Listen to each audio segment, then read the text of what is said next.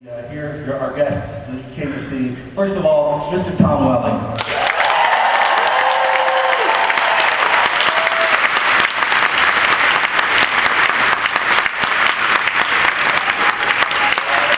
I don't think that's all right.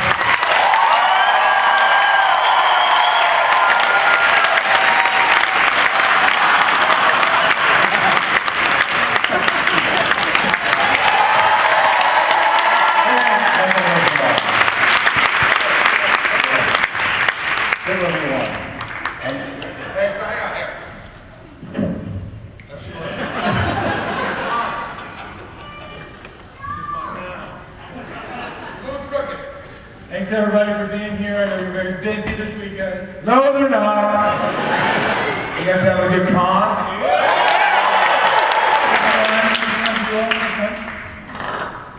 No, they con all the time. Raise your hand if you've been to Dragon Con before.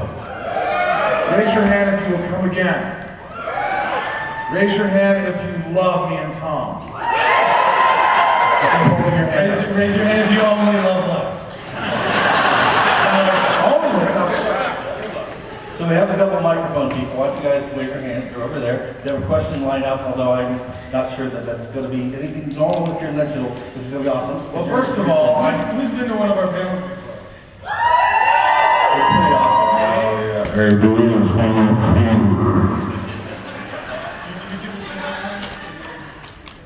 Oh, yeah. Do it. Alright, so we did this thing a couple weeks ago. It's kind of funny. And it takes a lot of crowd participation, but anytime anyone uses the word super, everyone has to boo. Everyone super. So like, Yeah, give it up. Smart crowd is, man. so if I said you guys are really super. Only you, we also spit on you. Oh, that's unfortunate. Can I get a cordless mic?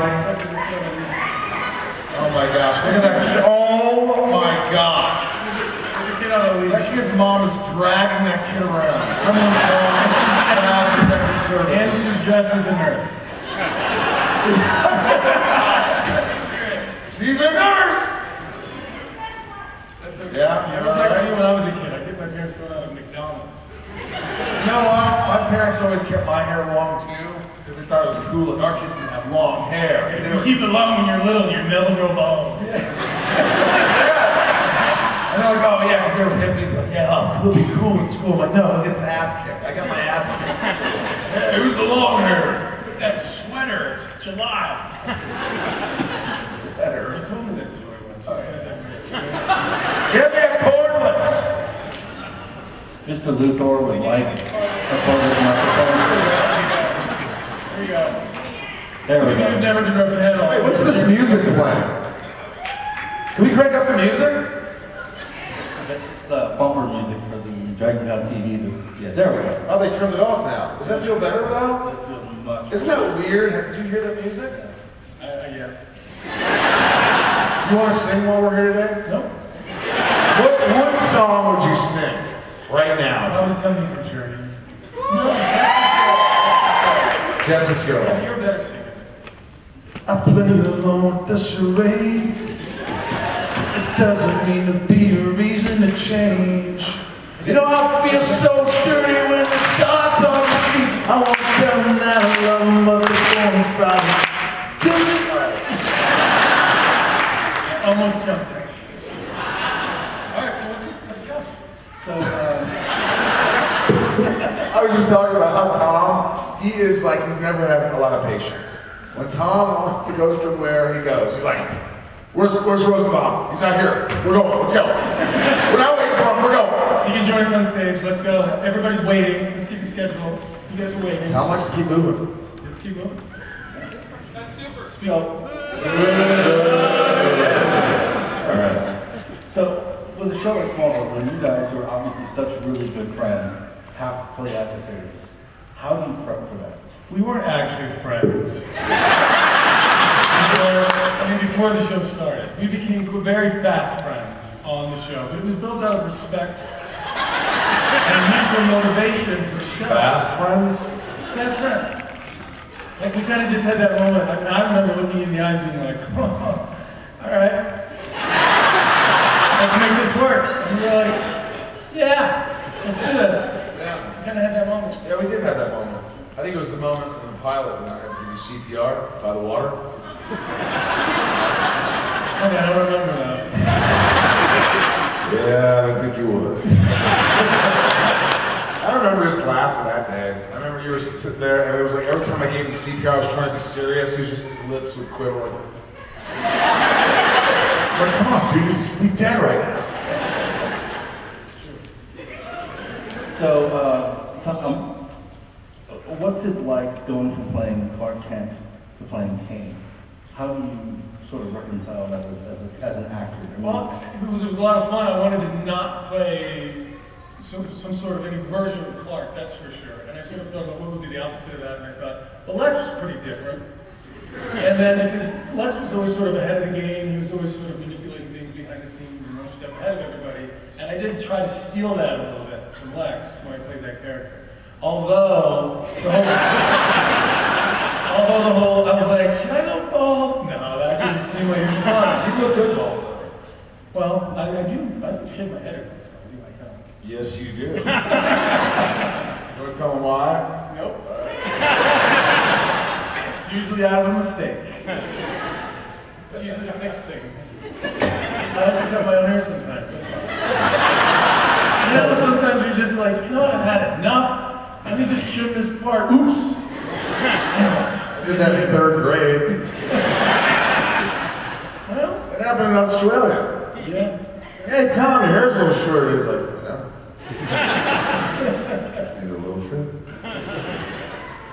and then Michael, if you play The Flash, how does that sort of work? What do you mean, how does it work? Meaning, when you go from playing Lex Luthor. I think I want to sit like this for the rest of it. Okay. What? It's itchy on the shoulder. Can you go? Yeah, great character, sci-fi character. He's good in it. Yeah. I think I just hurt my balls though. Sorry. It's actually that's what I talked about. I'd like to see the argument in a fight sequence between you two if you're connected to the back. Like trying to turn I was just kidding. Who's gonna win? I don't know. What's your question about Flash? So we went from playing Lex Luthor to being the Flash. And it must be nice to play a good guy. It was good. Were you doing it at the same time? Yeah, I was going to say, now they used to like, sometimes I record from Vancouver, I go to a studio. But it was nice to come down and sometimes work with Mark Hamill for Batman Beyond, other episodes of Justice League. And Jensen did somebody too, right? Did he? Jensen did a voice. Jensen Ackles did a voice for something, right? Batman? Red Hood. Red Hood. Red Hood? He played Little Red Riding Hood? No, just the voice. Remember when Jensen and I had to be shirtless in that dungeon? Remember when Jensen played my coach? He's at the same age playing his coach. Hey, you got more hair on your balls than I do, son. That was an actor. I love him. He was such a Yeah, great we love guy. Jensen. But we made a joke on set. He's like, What's up with he's that? under coach. I was like, what's that? Like, Flash was easy because it was just a voice, you know that. You just go in, you can have soda or whatever, you don't have to put makeup on, you'd be great for it. Yeah. You go in there, you just start talking, you're like, hey, Batman, you start messing around, it's easy. Is it animated before you voice it? No, they animated after, and then you go in and add some voices, but, yeah. You don't get paid as much as the live action stuff, not even like remotely close. So no character development, and you're just like, I am the Flash, and you just read it. Well, you don't read it like that. Put some enthusiasm, say that line again with more enthusiasm. Hey, I'm the Flash. Better, higher. Say it like somebody's pointing a gun at you. Oh my God, I'm the Flash. See? That's acting, folks. No, you're very good at it. I was wondering how to make myself do this. I can give you an example though. So, for instance, if you say, hey, fix your kid. Right, that's your line. Hey, fix your kid, nurse. Hey, nurse, fix your kid. Okay, now I want you to say it like she's dying. Oh, nurse, fix your friggin' kid. No improvisation. Please fix your kid. Nurse. No time! Fix your kid! There's no time here. Nurse, fix your hippie child.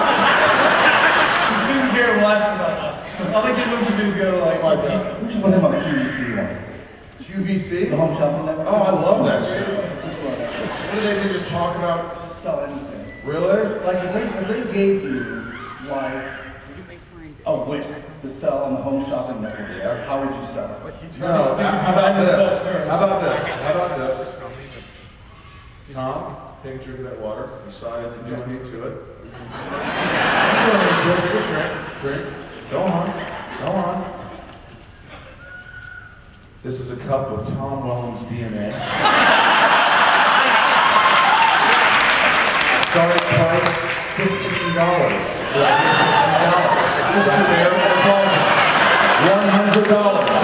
$100. We will sign the cup. $200. We could sell this plastic cup of DNA for probably a couple $100. And in like 2 months, you're gonna sir, this was found in the hotel room at the Hilton.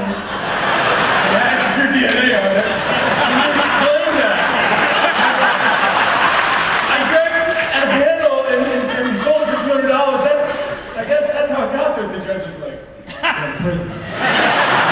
Get that nurse's hippie kid. That's what happened to the nurse's child.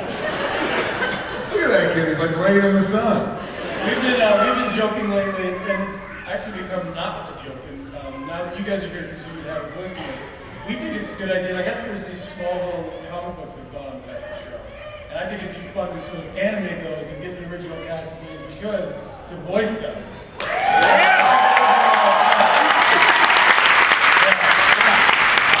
Yeah, we've been talking about that. We should talk to somebody who can actually make it happen. Al Goff, Miles Miller, creators of Smallville. I already told Al that. That's a great idea. If he brought it, we could bring it.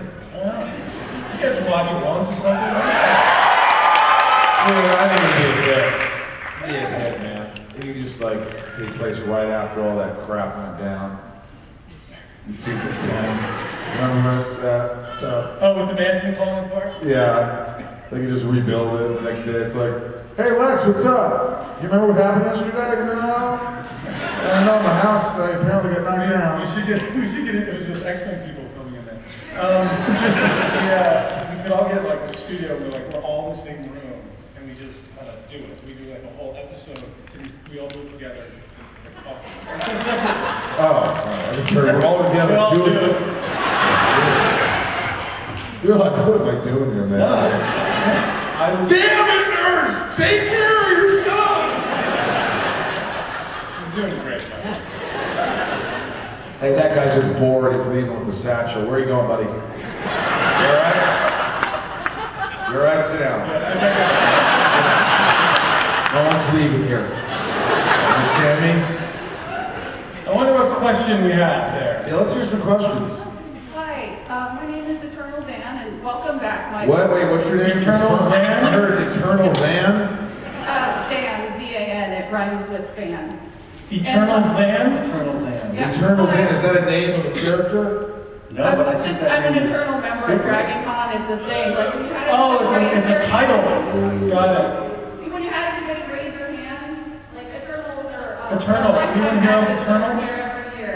Lifetime So, Lifetime members. Lifetime members of Dragon Con? We don't get that? Yeah, lifetime members. Okay, first of all, I can't hear shit. I'm going over there. I can't hear shit. It's like the woman's talking out of a lawnmower. She's speaking eternal. I didn't put up with this. You just let it happen. That's kind of. They're coming for you, Barbara! They're coming for you! What's that movie? That movie's dead, nerd. Okay. This woman right here, Tom, I love you, by the way. How are you, darling? Oh, Eternal Zen. Yeah. Let me see your camera. Strapped right here, man. Gosh. But she's one of those people who can they're always filming, asking questions like, yes, and 90% of their footage is the guy's head. So in Smallville, are you filming anything here? She's filming you with the other camera while you're using it. Turn it on. What happened, Tom? We gotta get her some Google glasses, and it's just like always on the Snapchat thing. Yeah! Get with technology, man. Eternal. So the question. What's your question? Ask your question again.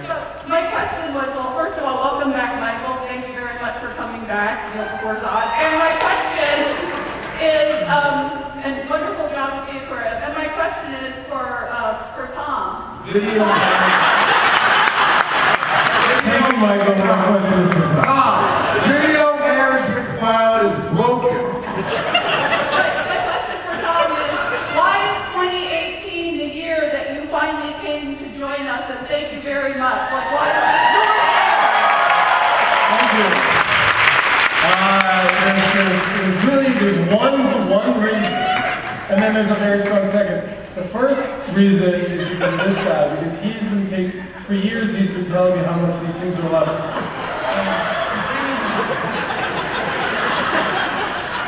But Michael's been going to these conventions in front of you guys, and he's like, dude, you have to understand, it's not like when you were at a press conference, and everybody's phoning you, trying to get dirt on you, trying to hook you, and annoy you, because that's usually what happens at press conferences. He's like, these are your fans, these are people who are responsible for you being able to do what you want to do, and they're all happy. Nobody comes to this panel because they hated us. I mean, there's probably more Except this guy. Except that. He's like, I don't even know who these assholes are. Yeah. I thought I'm covering the supernatural. I watched you over less. You made me come here. Let me just say, I love supernatural. Tom was supernatural. I just want to say one thing for the record. Smallville was way before supernatural. The reason that supernatural is because it was Smallville. Well, one of the things I think some of you guys were at panel yesterday, one of the things that I realized when I first came here is that this convention is very different because it's very fan oriented, where you guys vote on who's allowed to come here. So it's really cool that, and special that that's sort of, the way that this place works. Because otherwise it's really just it's purely based on financial reasons usually with the convention. So thank you guys for voting us in. I don't know.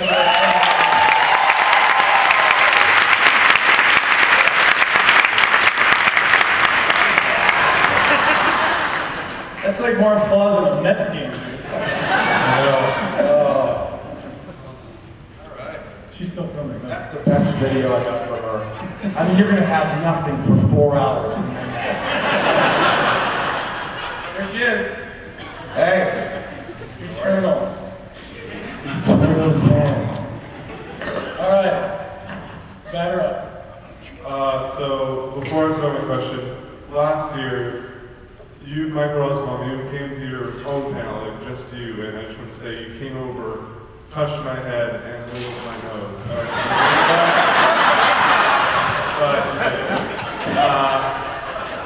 But to my question, so that was for Michael, and the second thing is for Tom. You were always, as soon as What was the question for Michael? That wasn't a question. But Okay. it was Tom or something. But my question for you, Tom, is when you were playing Superman's as a voice anyway, so Clark. you rarely got to play a villain. When you got to play a villain, it always seemed like you were very happy about that. Well, yeah, one of the things about playing Clark and then playing a version of a villain, after you literally just play the opposite. And that, to me, like as an actor, it's a lot of fun. All of a sudden, you get to play something different when you're playing a character so long. You get to an episode of playing something different. I'm sure Michael felt the same when he got to play Zod, which is a really fun experience. We love telling that story. So embarrassing. Well, one of the things is you're on these shows and you're playing a character, and then you open up a script and they go, and then then it's like the alter ego of your character. And I remember being like, so this is a different character, right? So I get paid twice, right? And they're like, no, it doesn't work that way. And you're like, well, why doesn't it work that way? When you're playing a different version of the same character, it's just a different universe, and we go through it, and there's this thing, the crystals that always look kind of phallic, and that kind of stuff. And it's like, confusing. You go, fine, I'll do it. Is I really thought When I saw Zod, I'm like, oh cool, I don't work that day. I'm like, yeah, you do. I'm like, no, I'm not. It's Clark and Zod. You're Zod. What? Zod. Zod? I'm not playing Zod or Zan.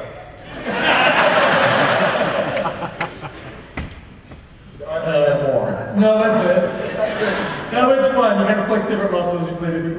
We did an episode called Transference, which was one of my favorites, where John Glover and I switched characters, so to speak, and that was a lot of fun. Just because Lionel Luthor to me was always such an interesting character, and John Glover is probably one of the best actors I'll ever work with. I mean, he's just so talented and so great. He's really fun to work with. He likes to do this thing with Michael. I don't know if this is appropriate, but I'll say it anyway.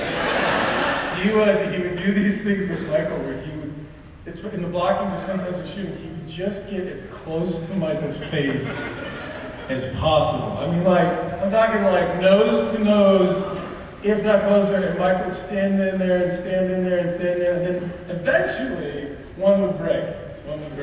But it was more of like a challenging technique that I think John used as Lionel to sort of be sort of a bigger sort of emotional figure. I think he was trying to push that on. But at the same time, it was hilarious. That helped me too because it was like, at first you're right, it was just weird. I had never experienced something like that. I was like 27, and I had this guy I was working with who would like, I mean, nose to well, yeah. You can't even film it. Stand up for a second. Appropriate. There you go. You're standing right here. Who's who? Who's who in the scenario? You're me, because you're bald right now. Turn your shoulders a little bit. This way. All right. So John Glover, normal scene mode, he'd say something like, "This is how a normal actor does. Son, I love you. I've always loved your legs." Right? That's okay. That's that's standard, right? But John would walk in and go, "Lex." I love you, son.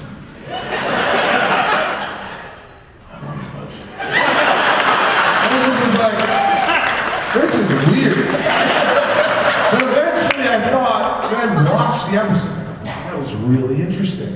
It was interesting. So then I started to touch people. Guest stars who barely had a line. Mr. Luther, your pizza's here. It's like, thank you, Skip. Michael, stop touching the other actors. It's not interesting. No! It's weird. You don't know him. Very true. So then you started doing it. Yeah, but I would always do it like the love frame. Yes, you I would. do like these scenes where we'd come in and we'd talk, and like all of a sudden Michael just put his, like, for no other reason, he would just put his hand like the shot's here, and he would just sort of reach out and put his hand out. Because it works, there's a lot of trust, that's fine. Yeah, I'm not gonna go any lower than I should. What? In the hot barn with Steve Barn, you pervert. By the way, why do we always get the kid in the front that just bored out of his mind? Oh my gosh, that one's like in another world right now. Look at this kid right here. This is what LSD does, folks. Yeah. You have to chop the mushrooms, not just the Hershey bar. Yeah, you gotta give him some of that Can't be mushroom. just higher up in the fridge. Yep. I got a question for you guys. He's got great posture. Is there anyone here, raise your hand, is there anyone here who ever remembers a character on Smallville knocking before that character entered a set? Right? Never! I'd be in the barn, opening up this thing, pulling out this thing, which I don't even know what it is. Hey, Clark, how are you? I've got super hearing!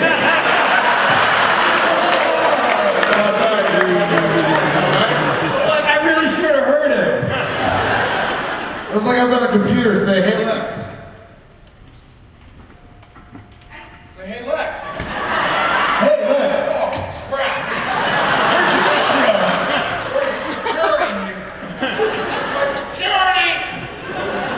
Alright, let's get to all the questions and I felt bad. Yeah, this is fun. Who's up? The guy with the Spider-Man thing. That's awesome. Very, very appropriate. It's the human Spider-Man, yeah. If you guys could play any other comic book character besides the ones you've already had, whether in voice or in live action, who would it be? Lex. I thought it was always funny now he said this. How come we never did an episode where like we switched? That would be hilarious. Because I didn't want to work out that much. I said, oh, great. Could you imagine me coming there and go, that would actually be really fun. But the irony is we would have gotten the script and I would have read it and I would have read it as Clark, you would have read it as Lex, and we would have got there and Marshall would have been like, no, you guys switch. We'd be like, what are you talking about? But you're Lex and you're Clark. We'd be like, what? That's what would happen. That would be interesting though, wouldn't that? We should have done an episode like that. Do it now!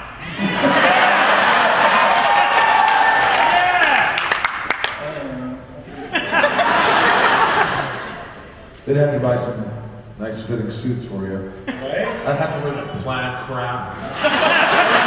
You would wear my clothes would be too big. I'd be like stuffed in your white suit. Yeah, and I'll be ripped out like the Hulk. Like, what are you I'd wear a suit? glove and I'd be like, what's this thing for? Right? Yeah, and you'd be like, what's 8 times 16? I go, I don't know. That's not like you. I don't do that. I don't know. I don't even know what 8 times 16 is, do you? No. Bunch of idiots here. Cheers, baby. Alright. One more. All right. Last question. Is it? That's really? Is that it? Dad? Move closer to the microphone, sir. Hi, Michael, love your podcast. 128 is the answer. That's right. And listen to your podcast. I really enjoyed all of your interviews. What have you enjoyed most about podcasts? You have also, the one that really stuck out was when you interviewed Dax, and then you also did Dax's show. You were incredibly vulnerable, opened up a lot. It was really exciting. What's been your most enjoyable episode, and then what have you enjoyed about it? I'll answer that question first.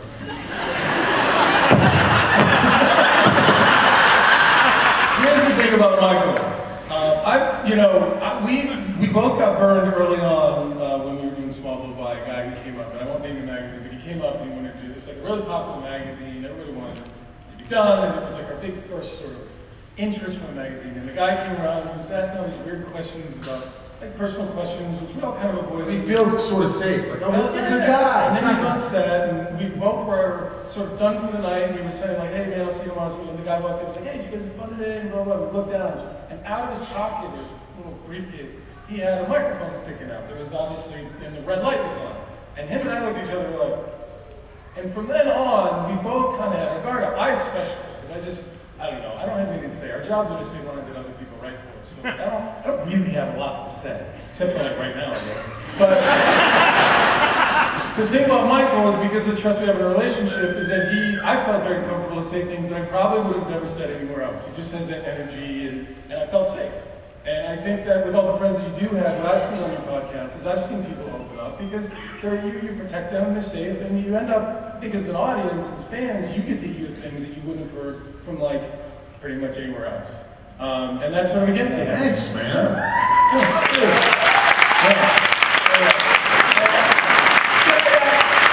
Good. And he nailed, when I first started doing it, like Tom's always like, he was my first guest. I'm like, hey, what you do? He's like, yeah, dude, whatever. He's always up for it. He's always just a good dude, good friend. And for you, yeah, for me, that's true. But I didn't know what I was, everybody has a podcast. And I didn't know either, by the way. And it was in my house. But I didn't know what I was going to do. I was like, oh, a podcast, I'll just interview people. But it became, inadvertently, I didn't know, but it became therapy.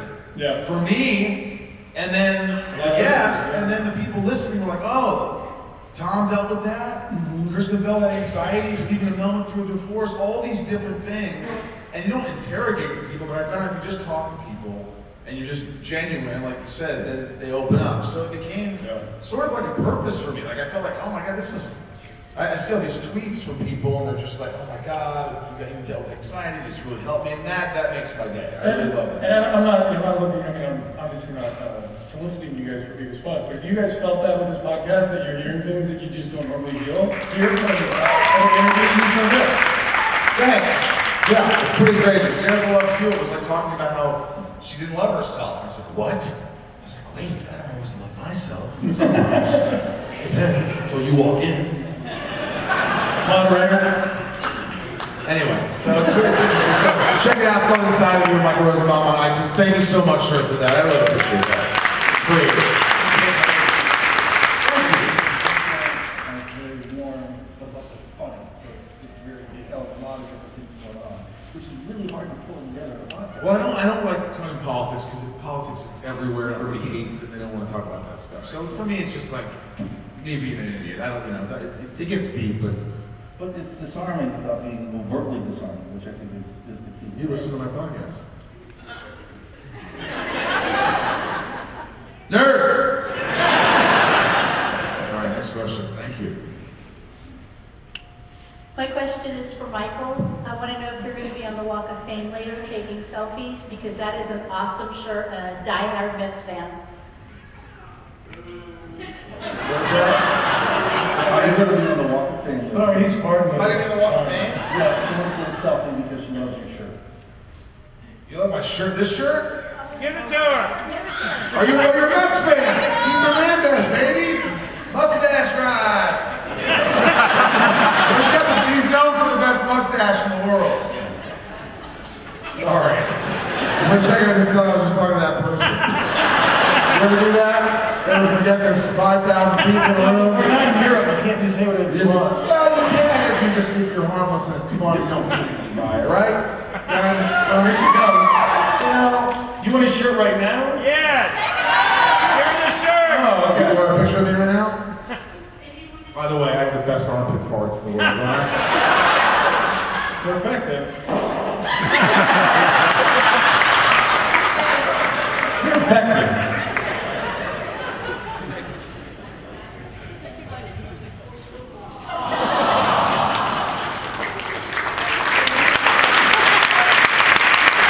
That is super.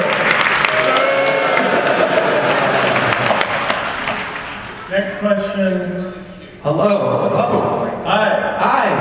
So, first of all, thank you both for being here, gracing us with your presence. Your beauty is so amazing. I can feel it radiating even all the way back here. Thank you for that. That's not my question, that's just a compliment. My true question is, in Smallville, it was incredibly heartbreaking to see Lex and Clark, who've had a wonderful friendship, finally split ways, break up, if you will. And when I went through a breakup in high school or college, I always... This is the therapy. Are we on the side of there right now? I think are we on the podcast right now? This is inside. This question. This is real. So, I always thought the best way to win a girl back was to make her a mixtape. That always worked very well for me. I was wondering, for Clark and Lex, they're probably sitting in their room thinking, you know what, I miss Clark, I miss Lex. I'm gonna make them a mixtape. What is the first song to catch? Take my breath away. Let me stop that. I was thinking, I just died in your arms. You must have been something you said. There's a lot of direct eye contact. Thank you. Or it could be, let's sing one more good one. Tom, we've got to do another good one. Okay, got it. No. I want your legs. I want your legs. You know that song. He's like,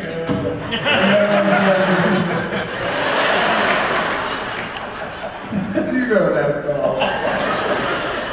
Next question. So my question is this. Is that mine? My question is this. If you could be in any... Wrong franchise! That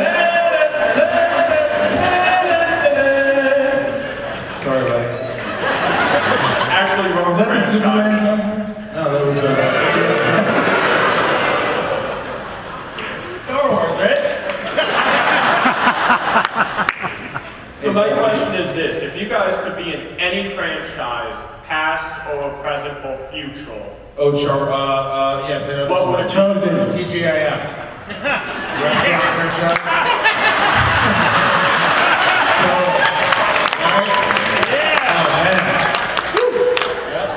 What franchise would you do, man? Chili's.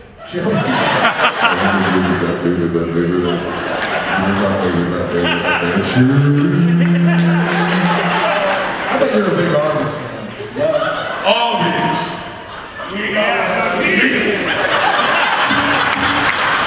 I watch TV. All right.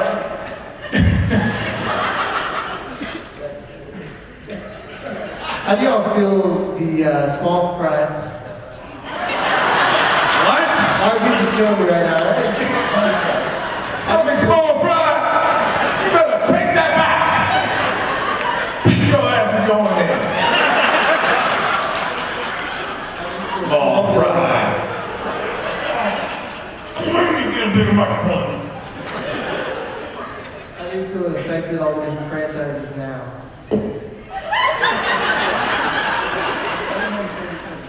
He wants to know. This is the worst acoustics ever. I'm struggling to hear you speak. Can't hear anything. So the question was, do you think Smallville affected all of the other franchises like The Flash and all the CW shows now? Yeah, I think they were kind of like the first of that. Yeah. Those shows that they put a lot of money into and really respected the franchise, and I think they just, the quality of the show just opened up a lot of eyes, and people were like, wait a minute, they're spending millions of dollars and they're respecting this, they're not making it some kind of like cheesy, ridiculous show. We had a guy named Greg. I'm sorry. Well, we had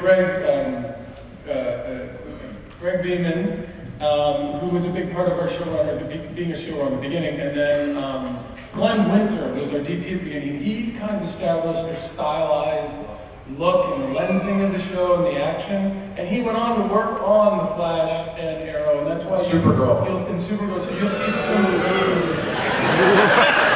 see similarities there. And it's nice at the beginning.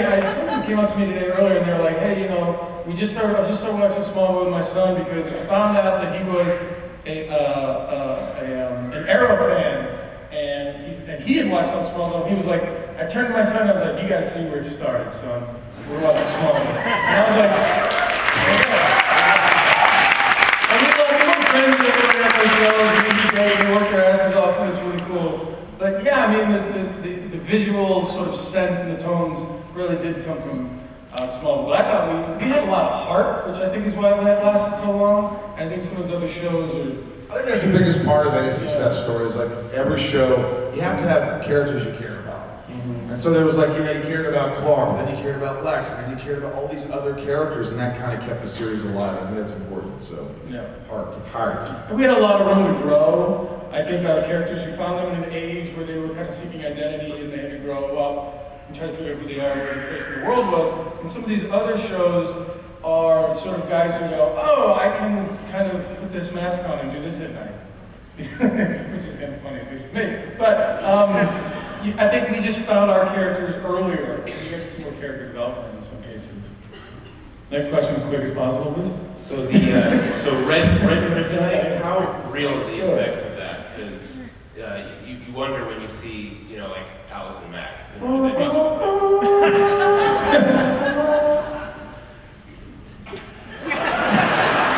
Right, what's that? Sorry, say that again.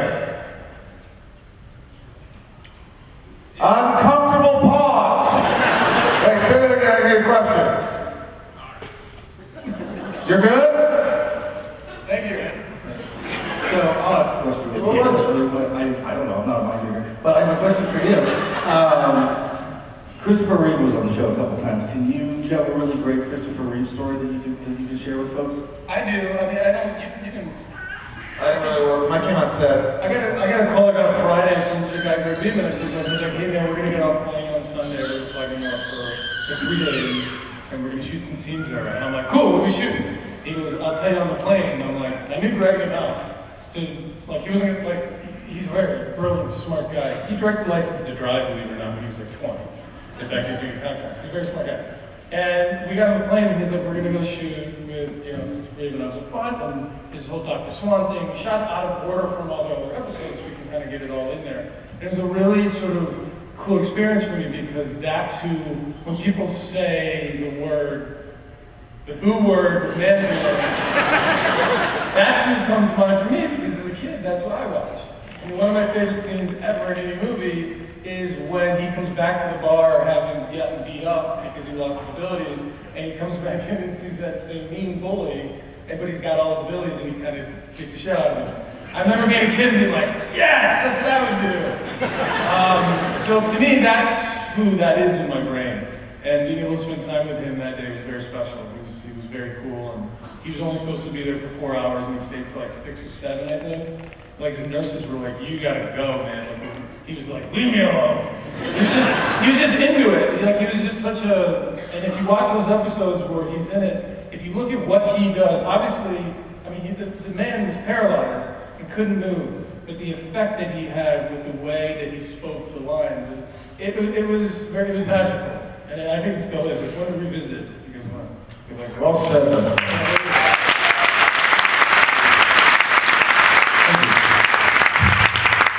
Who's that guy playing Lex Luthor? He's good. You can't hear so well.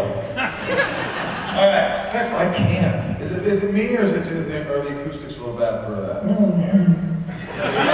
guys hear pretty well? I think my hearing's going good. There's reverb. So I'm gonna try to use the force and fix the acoustics, no promises though. But yesterday when I was meeting you guys, I noticed that every single one of you knew the Greatest American Hero theme song. So oh yeah, I love that song. You used to sing that set. So I'm curious, what heroes from your childhoods, besides the obvious DC heroes, influenced you, and were there any in particular that you bonded over behind the scenes? G.I. Joe. Who wants G.I. Joe? And He-Man. The masters of the universe. Skeletor, man. He's so fucking like. I like him as well. He got away. That thought was cool. I thought school was a claw, dude. Lobster hand. Huh? Clawful? Clawful? I said clawful. That's your hearing check, dude. Yeah, I know that stuff. Yeah. And who? And Tying fireworks up and throwing on She-Ra. Yeah, there you go. What did I watch? She's gonna be here this weekend. You know, I liked. I was watching Leave It to Beaver and stuff. Do you know the actors' names from Leave It to Beaver? Nope. Leave It to Beaver, starring Hugh Beaumont, Barbara Billingsley, Tony Dow, and Jerry Mathers as the Beaver. You know what the most disgusting thing ever said on television was? Ward, I think you were a little hard on the Beaver last night. You don't understand that. Next question, please. Hi, my name is Hannah, and I just have a statement and a question. Do you know how much your show truly means to fans? Because I was diagnosed at a young age, and I've been very sick, and your show gets me out of bed every morning. Well, thank you.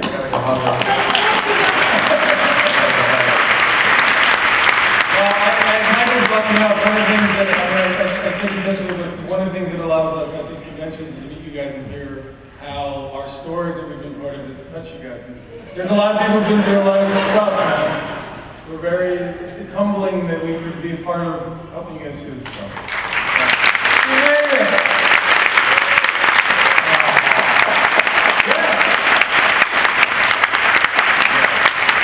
Arrow's not that helpful when it comes to that. Supernatural? No. By the way, everybody take a look at the shirt inside of you. Hey! Here's $20.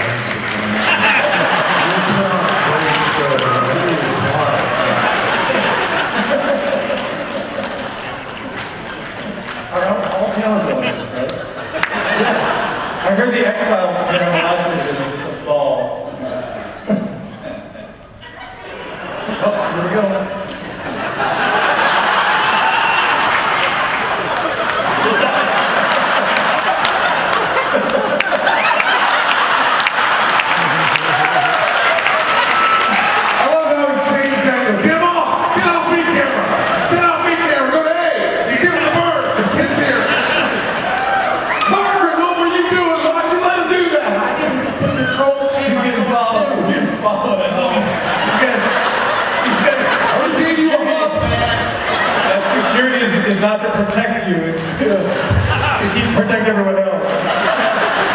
It's like being followed by police.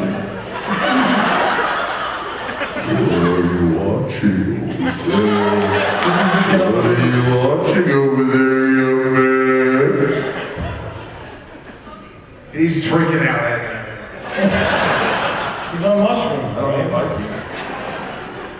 Question? DNA cup and Tom Welling lanyard, or whatever that is, a shrine. $400. What's up, hair cutter? How do you think Lex Luthor turned bad? I'll let the guy who caused it tell you.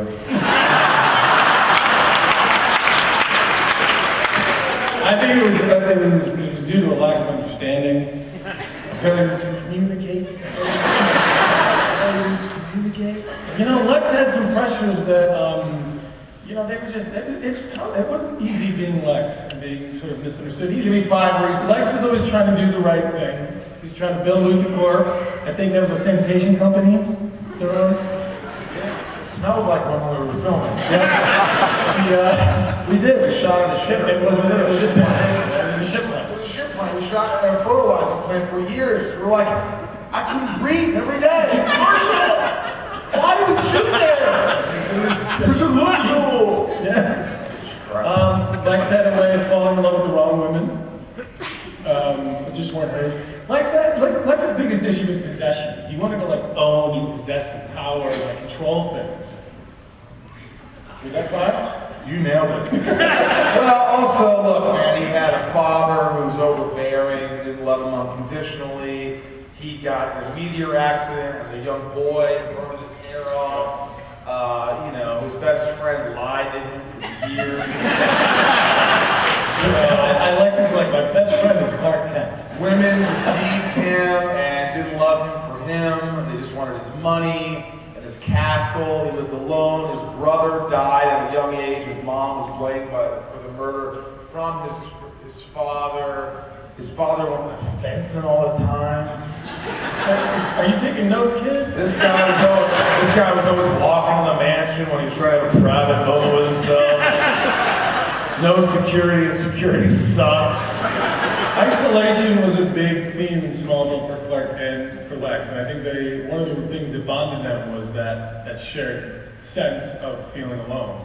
And I'm sure we've all at times felt alone. I feel alone. And I think one of the things that I'm alone. you can feel alone in a room full of people sometimes. Yeah, I mean, it happens. But I think that's what they bonded over is a sense of alienation and misunderstanding of themselves and what their purpose was. Well, I guess that. What happened? And all of a sudden, everybody's like, they're talking about dark stuff. We're gonna get out of here. Yeah, happy question next. We gotta get over to the Gil Gerard panel, sweetheart. Buck Rogers. Buck Rogers panel's over. It starts in 10 minutes. We're gonna miss this dude's talking about sadness and stuff. I'm out, man. I wanna go back. Oh, Buck Rogers is starting? I'm out of here, sorry.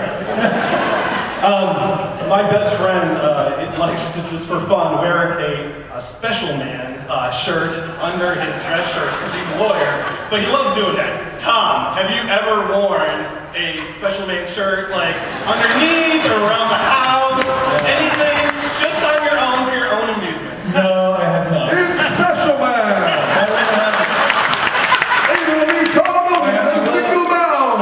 I'll tell you a quick story. This is like gotta be 8 years ago. I'm in LA and it's Halloween, which is oddly enough, it's my favorite holiday because you can like wear a mask and you dress up and it's actually my favorite holiday. I love Halloween.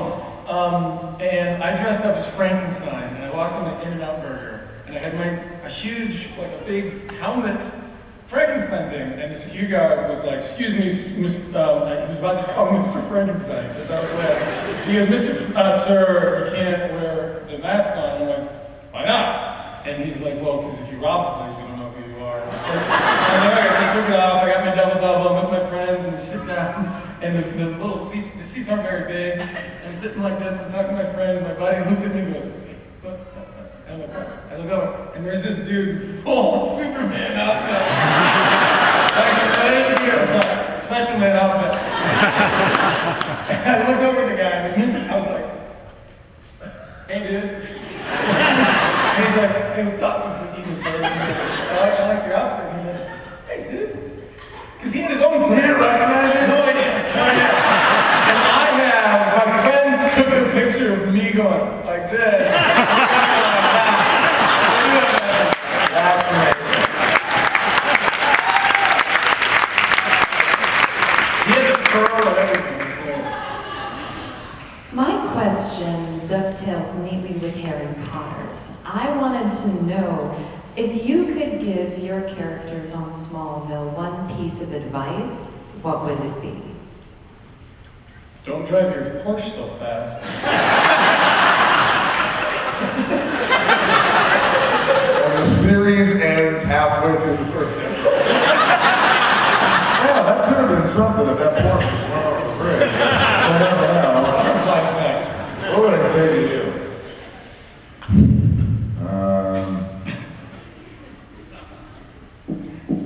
I would just tell me the truth. Hey, you can get better at the Lana Lang.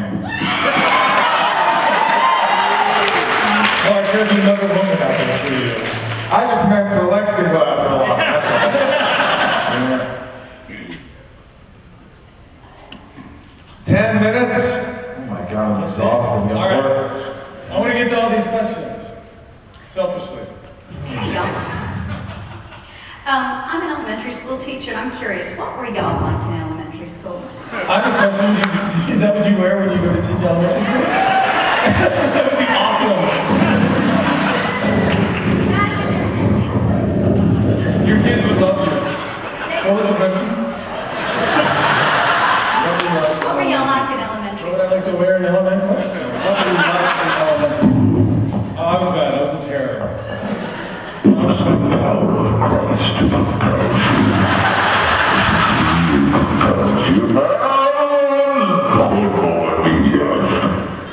That's how I was in grade school. I was quoting The Exorcist. No one would hang out with me. Yep. Yeah, I had ADD. What? So my parents didn't. I didn't know. I couldn't study. I couldn't figure it out. I was just like, me studying was something like this. It's like,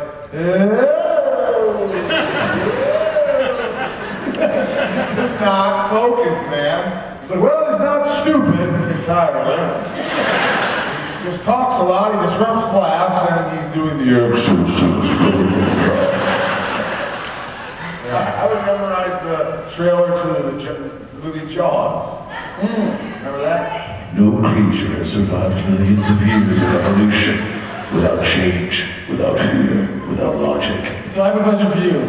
If he was in your elementary school, what would you do with a kid like that? All the time. I never got any girls. I was the shortest kid in my high school, couldn't get nailed in Mr. Hayes' woodshop class. And he was popular, he played sports, he was handsome, and I was like, praying for pubes. God, please don't pick me to be the skins in basketball. I have no hair under my arms, I have like blue hair from my head under my look, 16. It's weird here. What kind of drugs did you do, Dad? You're 6'5". Why am I 4'1"? What's going on here? Okay, what moved you though from that to where you are now? Somebody had to kind of step in, right? She's like, what happened after that to now? Like, somebody Oh, stepped in there and things. what was it that happened to you that allowed Yeah, I heard. You I heard. Well, you know what? This is an optimistic, serious thing. I think we all can relate to this. Hopefully we can. You just, even no matter what direction you're going, it's not going great at certain times, kids especially in the developmental stages, if you find someone who believes in you, or just gives you unconditional love and just roots you on, become a cheerleader, someone who believes in you, everyone has to have that person. And if you have at least one, then you can have some guidance and you can go in a better direction. So I had a couple people there, like my grandfather was amazing. He had just this amazing attention, just always listened to me and talked to me and believed in me. And I think that really helped. And a couple teachers along the way kind of saw that I was not completely an idiot. And just were like, hey, you know, and just believe me, it was just nice. Like, I can name those teachers. Mrs. Meyer, 4th grade. Mrs. Rao, 9th grade. Mr. Morrow, substitute teacher. You know, there was a couple teachers along the way. And like, Whit Combs, who was my mentor in college, he was like, you're a good actor. I needed that. I had a social studies teacher named Mr. Thomas, which is easy to remember. And I remember I was disruptive. It was hard for me to pay attention. I didn't want to be there. And I remember at one point, he just walked over and he goes, "You can do this." That was a bad reading right there, but for some reason I was like, you believed it? I think I can do this. Is that something? I think I can learn every capital of every country in the world, and I did. What? In the world? Yeah. Or just the U.S.? I don't even know the U.S. In the world, that was a social studies thing. Yeah. What is the capital of I don't remember. What's the capital of Maine? Capital of Maine? Kenny Buncourt. What is it now? I think it's Augusta. Yeah! Georgia. What's the capital of Georgia? You know why? Because the state capital is like 4 blocks away. I think I was Glad I didn't. But I agree. You gotta have those people that just believe in you and help support you because, I mean, I don't know about you guys, but we probably are yet. We've had those people because we're all a little weird. We're all damaged. We're all flawed. Yeah. Me especially. But tell your kid you love them. Tell them, say, hey, great job. I remember one time, this wasn't a great moment. I mean, I know my dad. He's upbringing. He's just very, you know, search this way. You know, he doesn't want to open up. I was, Dad, I got 3 goals in that game. He's like, yeah, but it was weak goalie. All right. He could have just said, yes, you're very proud of yourself. He did. Let's call him. So what was your inspiration? What was your inspiration for Lex Luthor? Why did you do that? Well, I had a lot. So we're at the 5-minute mark, so let's... All right, question. This is a question for Tom.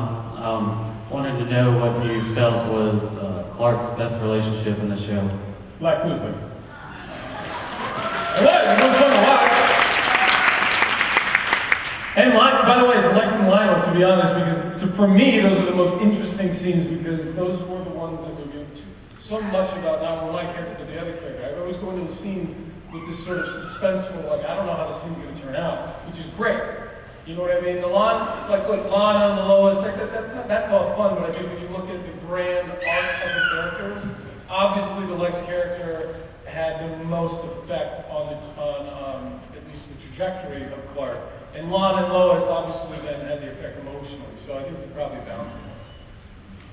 Hey, so you guys got really to live with those your characters for such a long time. As you see them being portrayed in new films or new TV shows, are there ones you just want to go like, no, you're doing it wrong, you don't get it, or yes, you got it, you understood it? You mean like other people playing the Yeah, other people as new films, so, there's something you say like, yes, he gets it, or no, you're doing it completely wrong. He's going Clark or anything.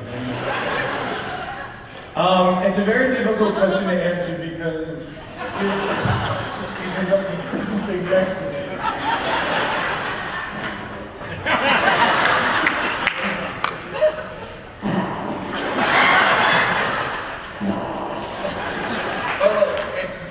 Dude, hold that there, Tom. This is how this guy in the front right here will fart. Now the guy up here, look at him. Stand up, sir. Everybody look at him. Now quiet. All right, ma'am, you in the front. You stand up. This is how you would fart.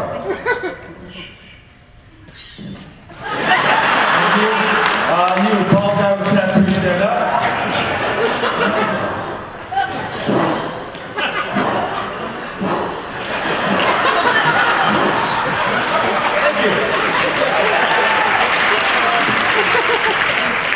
Going back to your question, it's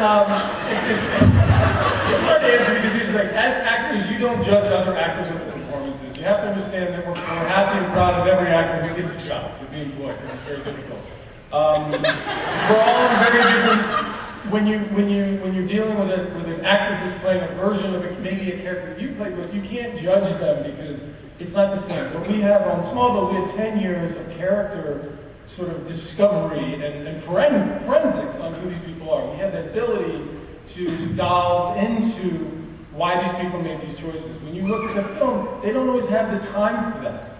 And a lot of times they're just not related. I know as fans, sometimes you guys judge one against the other, but you really can't. I mean, it's a very different set of circumstances a lot of times between film and television, and the crossover is very difficult, and I know you guys see that. And a lot of times it just doesn't work. I mean, some of the things you see right now in those films, you don't get to see the humanity of that character, and they're trying to delve into that version of him being alienated and him trying to reassess his connection to humanity. And that's not an easy role to play. So I have a lot of respect for all actors, especially ones trying to play those difficult characters. Good answer, man. Good answer. I like the answer. We are at time. Is that it? But I do think Michael should play Batman. That would be awesome. I can do it. You can do it. Everybody can do it. All you say is, I'm Batman. Listen to me. I know you. Young man, pay attention. This is what I'm telling you. You're going to grow up and you're going to be very happy and successful. guys, this is great.